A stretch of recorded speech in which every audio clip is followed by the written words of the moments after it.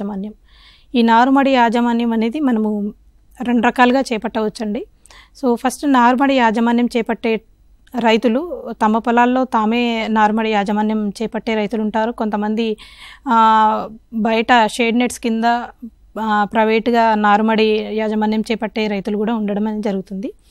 రైతులు తమ పొలంలోనే నారుమడి యాజమాన్యం చేపట్టే క్రమంలో వాళ్ళు ఏంటంటే నారుమడి ఎప్పుడైతే యాజమాన్యం అంటే నారుమడి వేసుకోవాలనుకున్న ప్రదేశం ఎంపిక అనేది చాలా ఇంపార్టెంట్. ఇక్కడ ఎక్కడైతే నారుమడి వేయాలనుకుంటున్నారో ఆ ప్రదేశం అనేది కొద్దిగా ఆ చుట్టుపక్కల నీడనిచ్చే ప్రదేశంగా ఉండాలి. ముఖ్యంగా వేసవిలో నారుమడి యాజమాన్యంలో నీడనిచ్చే ప్రదేశంలో నారుమడి యాజమాన్యం అనేది చేపట్టాలి. అదేవిధంగా నీరు అనేది తొందరగా అందే విధంగా మనకి నీటి వసతి కూడా దగ్గరగా ఉండేటువంటి ప్రదేశంలో మనం నారుమడి యాజమాన్యం అనేది చేపట్టాలి. సో ఈ నారుమడి యాజమాన్యం చేపట్టేటప్పుడు వాళ్ళు తీసుకోవాల్సిన జాగ్రత్తలు మనం చూసుకున్నట్టయితే నారుమడి ఎక్కడైతే మనం ఎంపిక చేసుకుంటామో నారుమడిని చేస్తామో అక్కడ పశువుల ఎరువును బాగా మాగిన పశువుల ఎరువుని ఎక్కువగా మనం నారుమడికి ఇవ్వాలి. తద్వారా ఏంటంటే ఎక్కువ వరకు తేమను అది పట్టి ఉంచి మొక్కకు ఎక్కువ సమయం వరకు తేమను అందించడానికి ఆస్కారం ఉంటుందన్నట్టు.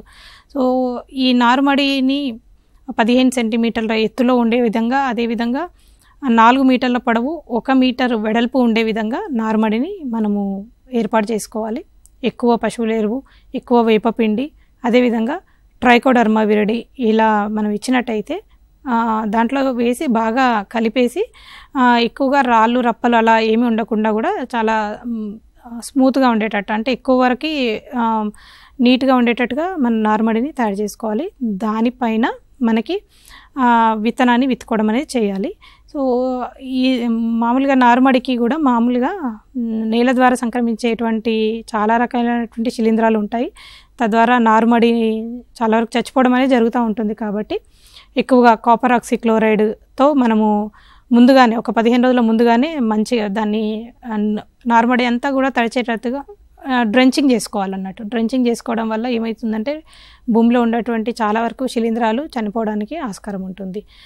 కొన్నిసార్లు కొంతమంది రైతులు పాలిథిన్ షీట్తో కప్పి ఉంచి కూడా దాన్ని శుద్ధి చేయడం అనేది జరుగుతుంది. తద్వారా కూడా లోపల ఏదైనా హానికారకమైనటువంటి శిలీంధ్రాలు ఉన్నా కూడా చనిపోవడం జరుగుతుంది. ఆఖరి సమయంలో మాత్రం బాగా మాగిన పశువుల ఎరువు, ట్రైకోడర్మా విరిడి, వేపపిండిని అదేవిధంగా 1 కిలో నుంచి 2 కిలోల వరకు ఈ డిఏపి అదే భాస్వరం ఎరువులను మనకు ఆ నారుమడికి అందించాలి. దానిపైన మనకు నారుమడి పైన 10 సెంటీమీటర్ల ఎడంతో మనము లైన్స్ అనేది ఏర్పాటు చేసుకొని వాటిపైన మనము విత్తనాన్ని దూరంగా విత్తుకోవడం అనేది